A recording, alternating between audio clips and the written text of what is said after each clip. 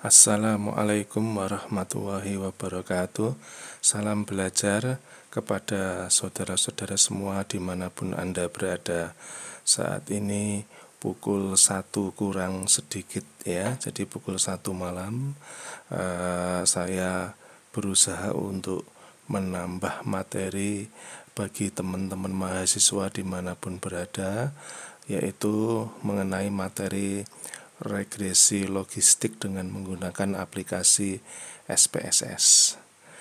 Nah, sebagaimana kita ketahui bahwa regresi logistik ini memiliki perbedaan, yaitu pada variabel Y yang memiliki angka dummy atau kategorik atau suatu probabilitas ya. Nah, kita ambil contoh di sini, judul dari penelitian kawan kita di akuntansi ya, analisis pengaruh tingkat penghasilan, fasilitas perusahaan dan budaya organisasi terhadap kepatuhan wajib pajak orang pribadi dalam memenuhi kewajiban pajak penghasilan. Nah, kalau digambar memiliki model yang seperti ini ya. Ini variabel XX-nya, kemudian ini variabel Y. Variabel Y di sini nanti dirubah menjadi 0 dan 1 ya, patuh atau tidak patuh ya. Jadi nilainya hanya 0 dan 1 ya.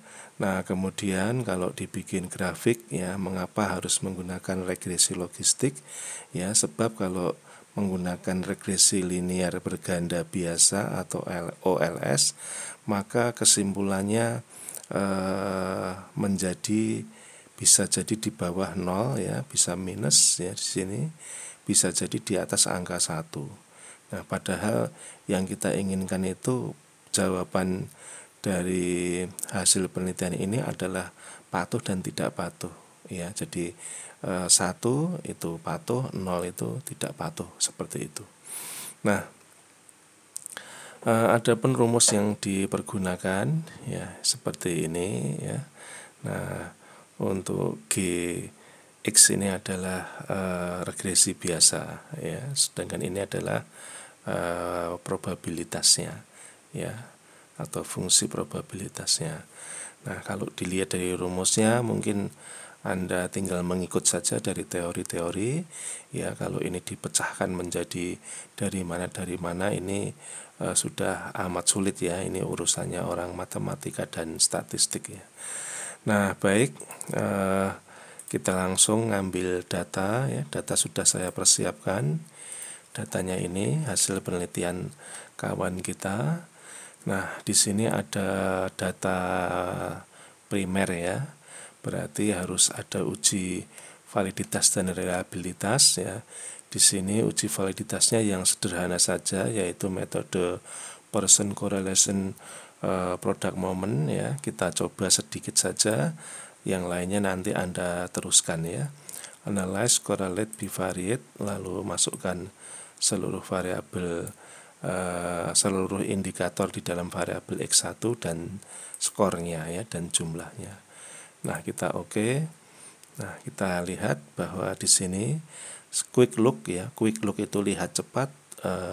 Anda lihat nilainya ada tanda bintang 2, artinya correlation is significant at 0.01, berarti 1% ya. Jadi ini termasuk bagus ya, bagus. Bintang 1 saja valid ya, apalagi bintangnya bintang 2 ya, lebih bagus lagi. Atau nilai sig-nya itu di bawah 0,05, berarti indikator-indikator dalam variabel X1 ini valid ya. Nah, seperti itu penjelasannya. Kemudian untuk reliability-nya tinggal analyze scale reliability, masukkan variabel masukkan indikator-indikatornya saja tanpa jumlah atau tanpa variabelnya ya. Nah, jangan di oke. Anda kalau ingin lengkap, item dan skill diklik ya. Ingat pelajaran di video validitas dan reliabilitas ya, cuma ini cara yang sederhana. Nah, sintaknya dihilangi nggak apa-apa, ini sintaknya dihilangi. Nah, kita lihat nilainya di atas 0,6 ya, atau di atas 0,7 juga boleh. Kalau pakai Smart PLS di atas 0,7, kalau pakai SPSS pakai kriteria Nunali itu 0,6 cukup ya. Nah, jadi validitas dan reliabilitasnya oke ya. Kita anggap ini oke. Data ini kita anggap oke, meskipun di sini saya perlu menjelaskan kepada Anda bahwa kok ini ada TTL X3, berarti ini total X3. Nah, ini dengan ini tidak ada bedanya. Ya, karena ini juga total. Tapi mengapa ada X3? Oh, berarti ini ada butir yang tidak valid. Ada pertanyaan yang tidak valid sehingga total ini dikurangi dengan yang tidak valid menjadi skornya tinggal 17. Jadi kalau ada yang gugur itu jangan dipakai. Ya, yang kita pakai yang bersih ini. Ya, dipakai yang bersih. Ini juga bersih karena semuanya valid ya. Nah, silahkan nanti dibuktikan, ada filenya yang bisa Anda untuk latihan ya. Nah, nanti kan ada satu atau beberapa butir ya. Saya tidak bisa menghitung ini. Kalau kelihatannya ini 2 ya, kelihatannya ini 2. Ya, ini kan 22 min 5 kan baru berapa ya? 17 ya. Iya, 17 bisa jadi 1 ya. Bisa jadi 1. 22 min 4 18. Oh iya, berarti kemungkinan besar butir yang kelima dari X3 ini gugur ya, atau tidak valid ya. Begitu juga yang Y ya, ini juga begitu, ada total Y, berarti ini adalah jumlah keseluruhan indikator Y, terus ini total kepatuhan pajak ya. Berarti ini mesti ada yang gugur ini karena terpautnya jauh, kemungkinan ini ada dua indikator yang gugur. Nah, seperti itu, ini saya jelaskan dulu datanya. Lalu kok ada Y? Ya, Anda mestinya bingung ini. Total Y ini adalah jumlah keseluruhan indikator.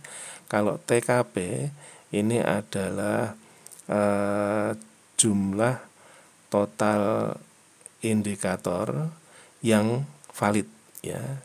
Jadi 37 min tidak valid itu sama dengan 29. Nah, Y inilah yang akan kita gunakan untuk regresi logistik, dan salah satu perbedaan ya di dalam logistik dan bukan logistik itu Y-nya adalah kategorik ya, atau probabilitas 0 sampai 1 ya, hanya isinya hanya 0 dan 1. 1 itu patuh, 0 itu tidak patuh. Nah, bagaimana cara untuk menentukan patuh dan tidak patuh? Nah, itu TKP ini kita cari minnya ya, kita cari minnya. Kalau di atas min berarti patuh, kalau di bawah min berarti tidak patuh. Nah, ini kita lihat analyze deskriptif lagi ya. Nah, ini kita masukkan variabel yang bersih ini, kita masukkan ya, TKP ini di sini tadi kita masukkan TKP karena Y-nya belum ada ya, Y-nya belum ada. Nah, TKP ini kita akan ukur minnya berapa untuk menentukan apakah ini 1 atau apakah ini 0 ya. Nah, kita oke ya. Kita oke. Nah, di sini kita lihat minnya adalah 25,82 ya. Minnya adalah 25,82. Berarti di atas 25,82 itu 1. Di bawah 25,82 itu 0 ya. Maka di sini kita kembali ke sini. Nah, untuk membuat 0 atau 1 Anda bisa, kalau N-nya cuma 40 ya Anda kira-kira saja ya. Ini 25 kan 0 ya. Nah, 26 1 ya, 23 jelas 0 ya, 25. Ya, ini kan pakai manual aja bisa kalau hanya 1. Tapi kalau Anda punya datanya sampai 100 ya, nah, tentu saja Anda pakai Excel lebih cepat ya. Nah, sudah paham ya untuk datanya asalnya dari mana. Nah, baik, untuk selanjutnya uji validitas reliabilitas kita anggap sudah oke ya, pelajari di video validitas dan reliabilitas ya, di sana lebih lengkap. Nah, di sini kita langsung analisis logistiknya, analyze regression. Kalau linear itu OLS biasa ya. Kalau di sini yang kita pakai adalah binary logistik ya. Oke, kita klik ya, lalu kita masukkan ya. Itu tadi bekas saya mencoba ya supaya lebih pasti. Kita masukkan yang bersih ya, jangan yang TTLX3. Itu masih ada yang gugur. Nah, kita masukkan ke sini 3 variabel X kan. Ya, lalu ini yang bersih dan sudah di bikin kategori ya, Y. Nah, begini. Nah, kita langsung jangan di oke ya, nanti banyak yang nggak tampil nanti. Nah, ini kita classification plotnya, nanti gambar plot, terus uji persyaratan Hosmer and Limiso ya. Kemudian kalau correlation ini Anda nggak mau ya nggak apa-apa, ini kurang begitu berguna. Kalau iteration ini penting karena untuk mencari likelihoodnya ya. Kemudian ini juga penting ini untuk critical index-nya ya, critical index for exponential B. Nah, oke, itu cukup ya. Continue, kemudian oke. Nah, kita lihat hasilnya. Nah, untuk mempermudah sekalian Anda juga bisa untuk menjadi bahan menulis di dalam bab 4 ya. Kalau bab 4 sudah bisa nyusun, bab 5 pasti bisa nyusun. Ini saya bikin guide ya. Saya bikin guide bagaimana agar Anda mengomentari hasil ya. Nah, nanti di sini akan Anda uraikan lebih banyak lagi ya. Kalau ini saya cuma membuat cuma 1 lembar lebih sedikit ya, anggap aja 1 lembar ya. Tapi ini singkat-singkat ya. Nanti silahkan Anda uraikan. Ini kan belum diuraikan ini. Nah, yang pertama adalah uji persyaratan dulu ya, sebagaimana uji parametrik ya, harus menggunakan persyaratan, yaitu yang pertama adalah uji Hosmer and Limiso ya. Nah, ini fungsinya apa? Fungsinya adalah untuk menentukan apakah data-data yang dipergunakan dalam penelitian ini dapat digunakan untuk analisis logistik atau tidak ya. Jadi data-data yang ada di sini ini bisa nggak digunakan untuk analisis regresi logistik ya. Nah, nanti kita akan bisa memutuskan. Nah, dari hasil kita cek lagi nilai Hosmer and Limiso-nya. Ya, mulai dari sini ya. Mulai dari sini kita akan lihat letaknya agak di bawah ya. Nah, ini Hosmer and Limiso ya, bisa Anda copy ya, atau copy objek boleh ya, amannya copy objek ya supaya persis ya. Lalu dimasukkan ke dalam Word ya. Nah, seperti ini nilainya. Nah, yang kita lihat adalah nilai signifikansi ya. Nilai Kaiser-Nya ini, lalu nilai signifikansinya 0,091. Ini berpasangan. Ya, ini berpasangan. Nah, kalau nilainya tidak signifikan karena uji persyaratan ya, kita ingat asumsi uji klasik ya, atau pemikiran atau logika uji asumsi klasik bahwa yang bagus itu yang tidak signifikan ya, seperti normalitas dan yang lain-lain kan. Nah, karena kita memiliki 0,091 itu di atas 0,05 ya, 0,091 itu di atas 0,05, maka ini tidak signifikan. Kalau tidak signifikan ya, berarti data ini layak ya, data-data ini layak ya dipergunakan di dalam analisis logistik ya, jadi ini bagus. Nah, kemudian yang kedua adalah kita melihat uji persyaratan yang kedua, yaitu uji likelihood ya. Uji likelihood di sini kalau kita lihat di hasil analisisnya yang sebetulnya kita memperhatikan dari blok 0 juga boleh ya, yang blok pertama. Nah, yang blok 0 itu yang kita perhatikan adalah nilai, sebentar, dari blok 0 ini yang kita lihat adalah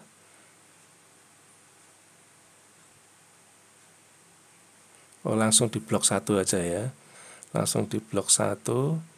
Nah, kalau yang di blok 0 itu nilai 51 ini dari mana? Tidak nampak ya yang di blok 0 ini. Nah, ini ya, 51. Nah, ini blok 0 itu yang paling penting adalah nilai iteration history ini. Ini 51,799. Sebetulnya Anda nggak memperhatikan ini nggak apa-apa, tapi saya ingin Anda itu mengetahui secara lengkap bagaimana terciptanya satu nilai penurunan, ya, satu nilai penurunan ya yang diakibatkan oleh blok 0 dan blok 1 ini.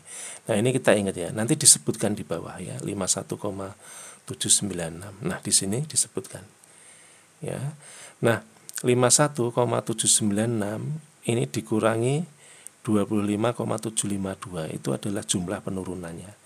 Yang ini, nilai di blok 0 ini kalau Anda kurangkan, itu menjadi nilai omnibus test of model coefficient. Nah, ini nilainya 26,044. Ya, jadi 51,796 dikurangi nilai ini akan muncul 26,044. Nah, nilai 26,044 ini Anda bandingkan dengan chi-square tabel. Nah, chi-square tabelnya berapa? Pada alfa 5%, df-nya 3.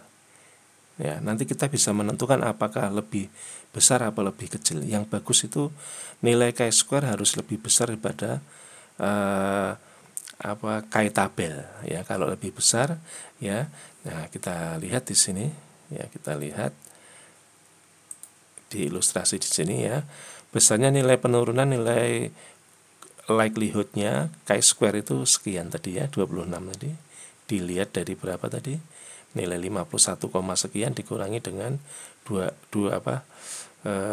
di hasil ini ya. Coba kita lihat. Saya juga lupa ya. Nah, di sini ya 56,51,796 dikurangi 25,752. Jadi ini tuh. Nah, terus kita bandingkan. Ini urut-urutannya di ilustrasi ini ya. Nah, karena 26 tabelnya dicari dulu. Berapa nilai tabel 5% dengan DF3 itu 7,81. Nah, maka ketemu 26,044 itu lebih besar daripada 7,81. Ya, cara untuk mencari tabel gampang ya. Anda nyari di Excel ya, seperti yang saya beritahukan di video sebelumnya ya.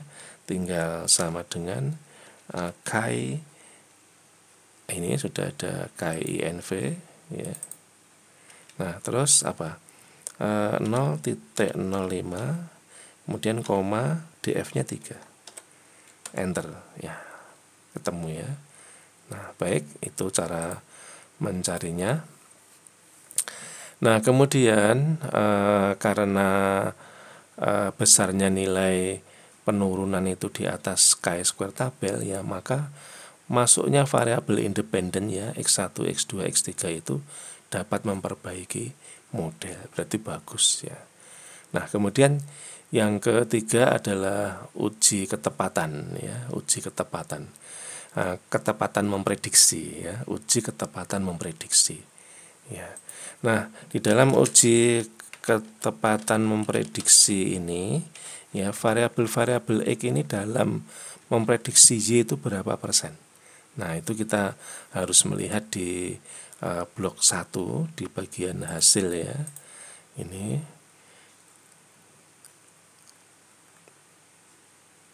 ya, di classification tabel yang di blok 1 ya, yang di blok 1 ini masuk blok 1 semua. Nah, kita lihat di sini ini ya, tinggal di copy aja ya, kemudian dimasukkan ke dalam Word ya.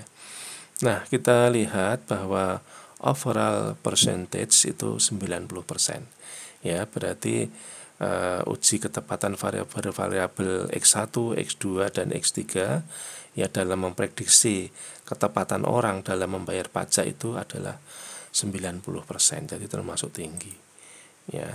Nah, kemudian yang keempat ya, keempat dan 5 ini Anda boleh Anda balik ya, enggak apa-apa ya, tapi saya lebih nyaman R square Nagelkerk ini dibahas sebelum uji yang paling panjang ya, yaitu uji kalau di regresi OLS itu uji T ya. Nah, kalau di sini Wald test ya, Wald test. Nah, kita lihat nomor 4 dulu. Uji R square Nagelkerk yang menjelaskan bahwa variabel-variabel X dalam mempengaruhi Y itu sebesar berapa persen. Nah, ini sama dengan R square ya sebetulnya ya, cuma dia berbeda ya bilangan nama yang menemukan ya. Nah, kita lihat di sini ini ya 0,659. Nah, ini kita copy ya, masukkan ke sini. Nah, kita komentari ya. Jadi tinggal dikalikan saja ya, 0,659 dikalikan 100 berarti 65,9. Jadi uji R square Nagelkerk ini dapat menjelaskan bahwa variabel-variabel X ya, yang 3 itu ya, X1, X2, X3 dalam mempengaruhi Y itu sebesar 65,9%. Nah, berapa variabel apa saja yang berpengaruh? Nah, itu bisa dilihat di dalam tabel yang terakhir ini, yaitu dengan melihat nilai Wald.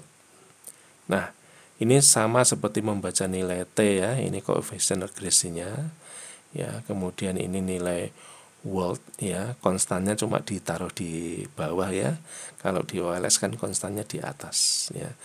Nah, kita lihat bahwa X1 itu berpengaruh terhadap Y ya, ini 0,017 di bawah 0,05 berarti signifikan.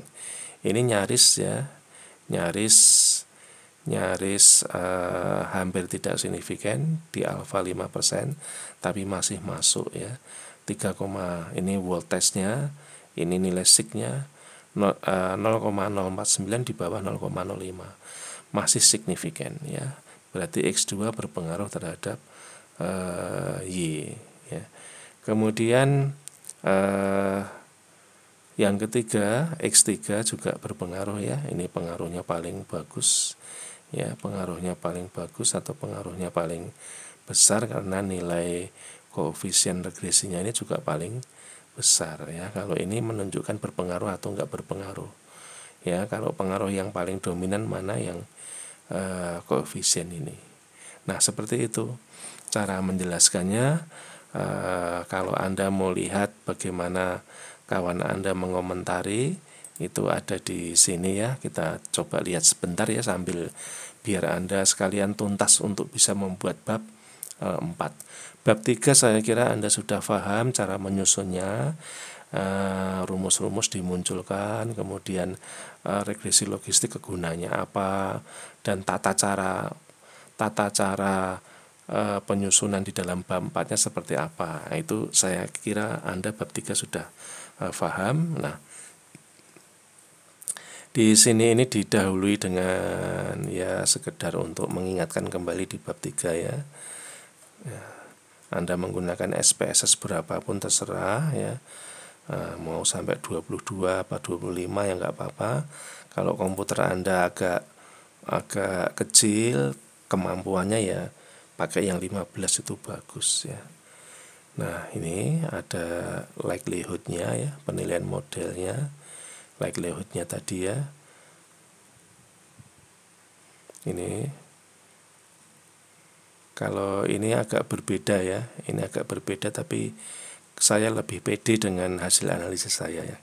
Ini bisa jadi teman Anda ini mungkin bisa jadi diolahkan ya, sehingga mungkin yang mengolah bisa jadi meleset, kita nggak pernah tahu ya. Nah, jadi ini kita lihat hanya pembanding saja ya. Kalau Anda mau nyusun analisisnya sudah fix ya, yang saya analisis tadi sudah benar. Nah, ini bisa ditampilkan dalam bentuk ringkasan ya, dalam bentuk ringkasan ya, seperti ini. Overall percentage saya menemukannya 90% ya. Nah, seperti itu ya. Ini hanya pembanding aja ya, nanti bilangan-bilangannya bisa Anda ganti ya ada selisih, mungkin ada kesalahan DF bisa jadi ya. Uji Word-nya ini ya, kalau ini uji Word-nya ini kalau saya masuk yang kelima ya, ini dimasukkan yang ketiga. Monggo terserah dari contoh-contoh Anda buka ya, selain dari saya menganalisis, ini contoh dari orang lain ya. Kemudian bisa jadi juga Anda mencari sendiri di internet nanti ya, nanti mana yang disukai oleh pembimbing dan Anda paham ya. Uji Nagelkart ini nomor 4 ya. Jadi kalau saya ada 5 pembahasan, kalau ini ada 4 ya. Saya kira ini contohnya kurang lengkap ya, tapi monggo jika mau diikuti, kalau tidak pun silahkan Anda mencari sumber lain ya. Ini masih sudah terlalu lama ini. Nah, baik itu saudara-saudara semua ya, hasil analisis regresi logistik dengan sedikit interpretasi atau bagaimana cara menyusunnya di dalam bab 4 ya. Ikuti lampiran ini boleh ya. Kalau ini hanya dasar pemikiran ya. Yang pertama tadi adalah uji Hosmer and Limiso, dan likelihood ini adalah satu uji persyaratan ya. Kalau ini tidak memenuhi, kita nggak bisa lanjut ya, atau kita harus mencari data baru atau datanya harus di treatment dulu ya, harus di trimming atau harus di treatment ya. Nah, kemudian ini juga seperti itu ya, uji ketepatan memprediksi. Kalau prediksinya rendah juga mengurangi hasil ya. Nah, ini adalah pengambilan keputusannya ya, uji Wald dan uji R-square. Nah, saya kira itu saja cukup. Terima kasih. Assalamualaikum warahmatullahi wabarakatuh.